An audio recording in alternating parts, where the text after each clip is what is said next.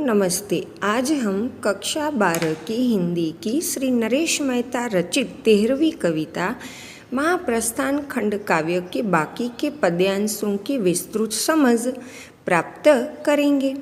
छात्रों, प्रस्तुत काव्य के युधिष्ठिर अर्जुन के संवाद से संलग्न प्रथम 2 ऑडियो से हमने समझा कि सत्य प्राप्ति के लिए मानव में जिज्ञासा का होना बहुत आवश्यक है तथा राज्य, साम्राज्य, संपदा आदि जड़, क्षणिक एवं नाशवंत वस्तुओं का युधिष्ठिर ने क्यों परित्याग किया एवं युधिष्ठिर ने क्यों वानप्रस्थ का स्वीकार किया, इन सारी बातों की समझ हमने प्रथम 2 ऑडियो से प्राप्त कर ली। अब आगे के पद्यांश की बात करें तो प्रस्तुत पद्यांश के द्वारा युधिष्ठिर अर्जुन से कहते हैं, ये दुर्ग, प्रासाद, स्मृति भवन, चारण प्रशस्तियाँ, ये झूठे इतिहास वाले शिलालेख व्यक्ति को अमरता देंगे। पार्थ, जड़ जड़ का ही प्रतिनिधित्व कर सकता है, चेतन का नहीं। तुम्हें बारंबार कचोटती है अपनी विवशता कि तुम अपमानित किए गए, तुम्हारे स्वत्व का हनन किया गया, न्याय प्राप्ति के लिए तुम्हें संघर्ष करना पड़ा। पर पार्थ, प्रस्तुत पद्यांश की छात्रों हम समझ प्राप्त करें उसके पहले पद्यांश में प्रयुक्त शब्दों के अर्थ आदि से हम परिचित हो जाएं। प्रस्तुत पद्यांश की प्रथम लाइन में ही शब्द प्रयुक्त हुआ है दुर्ग। दुर्ग यानी किला। तो छात्रों, पद्यांश में प्रयुक्त शब्द प्रासाद, इसका मतलब है महल। ध्यान रखिएगा छात्रों, प्रासाद एवं प्रसाद में आप गलती मत कर बैठना, क्योंकि दोनों शब्दों के बीच केवल और केवल एक मात्रा का ही फर्क है। प्रासाद माने महल, तो प्रसाद अर्थात भगवान को चढ़ाई जाने वाली भोग सामग्री या नैवेद्य। तो स्मृति भवन, यहाँ प्रयुक्त शब्द स्मृति यानी याद और भवन माने घर। तो स्मृति भवन का अर्थ हुआ किसी की याद में बनाया गया घर या भवन। तो चारण प्रशस्तियाँ शब्द का अर्थ होगा, चारण एक जाति है छात्रों, जो प्राचीन समय में राजाशाही युग में राजा महाराजाओं के दरबार में राजाओं के पराक्रम, शौर्य आदि का गुणगान गाते और बदले में राजा महाराजाओं की तरफ से उन्हें भेंट या पुरस्कार आदि प्राप्त होते थे। तो प्रशस्ति माने प्रशंसा, तारीफ, सराहना। अब पूरे शब्द का अर्थ होगा चारणों के द्वारा किया गया स्तुतिगान। तो यहाँ प्रयुक्त शब्द झूठा या झूठ का समानार्थी होगा गलत और विलोम होगा सच। और शिलालेख यानी पत्थर पर खुदा हुआ प्राचीन लेख, तो अमर का विलोम होगा मर्त्य। जड़ यानी निर्जीव, जिसमें जीव या प्राण न हो, तो चेतना या चेतन का यहाँ मतलब होगा जीवंत। यहाँ प्रयुक्त शब्द बारंबार यानी बार बार और कचोटना अर्थात ठेस पहुँचे ऐसा या आघात लगे ऐसा। विवशता माने मजबूरी या लाचारी या बेबसी, तो अपमानित का विलोम होगा सम्मानित।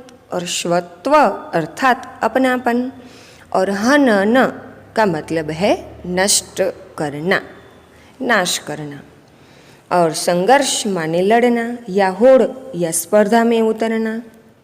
अब युधिष्ठिर के प्रस्तुत संवाद को छात्रों हम समझें तो युधिष्ठिर इस संवाद के द्वारा अर्जुन से कहते हैं कि हे पार्थ, ये किले, प्रासाद, किसी की याद में बनाए गए स्मृति भवन, तो चारणों के द्वारा किए गए स्तुतिगान तथा झूठे इतिहास वाले शिलालेख इंसान को क्या अमर बना सकते हैं? क्या ये सारी वस्तुएं इंसान को अमरता प्रदान करते हैं? तो हे पार्थ, ये गलत है। भला पार्थ, ये सारी चीज़ें तो जड़ है, चेतन नहीं है, और जो जड़ है वह जड़ का ही प्रतिनिधित्व कर सकता है। वह भला चेतन या जीवंत का प्रतिनिधित्व कैसे कर सकता है? हे पार्थ, जड़ कभी चेतन का प्रतिनिधित्व नहीं कर सकता।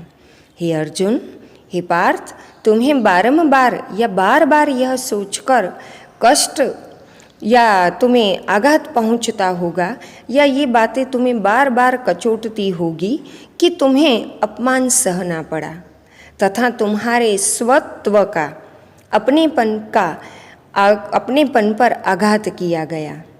न्याय प्राप्ति के लिए तुम्हें संघर्ष या लड़ना पड़ा। इन सारी चीज़ों से पार्थ तुम्हें कष्ट होता होगा। ये सारी चीज़ें तुम्हारे हृदय को कचोटती होगी। पर हे पार्थ, हे अर्जुन, छात्रों, युधिष्ठिर अर्जुन से अब आगे क्या कहते हैं यह हम जाने और समझे उसके पहले युधिष्ठिर का यह संवाद एवं संवाद में प्रयुक्त कठिन शब्दों से हम अच्छी तरह से परिचित हो जाएं। युधिष्ठिर का यह संवाद है, कभी उन विचारहारा साधारण जनों के बारे में सोचो जो सदा अपमानित होते रहे हैं, जिनके स्वत्व का अपहरण ही हमारे ये दीप्तित साम्राज्य हैं। अन्याय के अभ्यस्त वे नहीं जानते कि न्याय भी कुछ होता है। प्रस्तुत पद्यांश या संवाद में प्रयुक्त शब्द समूह के लिए एक शब्द है विचारहारा, माने जिनकी विचारने की यानी कि सोचने की शक्ति का हरण या नाश कर दिया गया हो ऐसा। तो सदा अर्थात हमेशा, शाश्वत, कायम। तो अपमानित का विलोम एवं स्वत्व का अर्थ हमने अगले पद्यांश में ही देख लिया। अपमानित का विलोम होगा सम्मानित और स्वत्व यानी अपनापन। तो यहाँ प्रयुक्त शब्द अपहरण अर्थात बलपूर्वक या जबरदस्ती हरण करना या ले जाना। तो दीप्तित यानी जगमगाता या प्रकाशित। तो अभ्यस्त माने निपुण, कुशल, और यहाँ इसका हम अर्थ करेंगे आदत सी पड़ जाना। तो न्याय का विलोम तो आप जानते ही होंगे, अन्याय। छात्रों, अब युधिष्ठिर के प्रस्तुत अधूरे संवाद को विस्तार से हम समझेंगे। प्रस्तुत संवाद के माध्यम से युधिष्ठिर अर्जुन से कहते हैं कि हे अर्जुन, तुम उन साधारण या सामान्य जन या लोगों के बारे में तो सोचो जिन्हें विचारहारा बना दिया गया है, अर्थात जिनकी सोचने की विचारने की शक्ति को कुंठित कर दिया गया है या जिनकी सोचने की विचारने की शक्ति का हरण या नाश कर दिया गया है या जिसे विचारने के लायक ही नहीं छोड़ा गया है।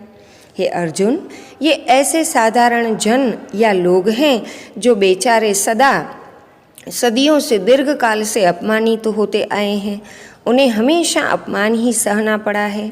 उनके अपनेपन को छीनने वाले या नष्ट करने वाले हमारे जगमगाते हुए साम्राज्य हैं। हे पार्थ, ये साधारण लोग ऐसे लोग हैं जो अन्याय सहने के अभ्यस्त या आदी बन गए हैं, या यूँ कहें कि चुपचाप अन्याय सहने की उन्हें आदत सी पड़ गई है। इन बेचारों को इतना भी नहीं मालूम कि ये बेचारे इतना भी नहीं जानते कि न्याय जैसी भी कोई चीज़ होती है। छात्रों, उम्मीद है युधिष्ठिर का यह संवाद एवं ऊपर का पूरा संवाद आप अच्छे से समझ गए होंगे। अब युद्ध के दुष्परिणाम एवं युद्ध हिंसा से उत्पन्न विभिन्न समस्याओं से संलग्न युधिष्ठिर के विचार हम अगले ऑडियो से जानेंगे, समझेंगे।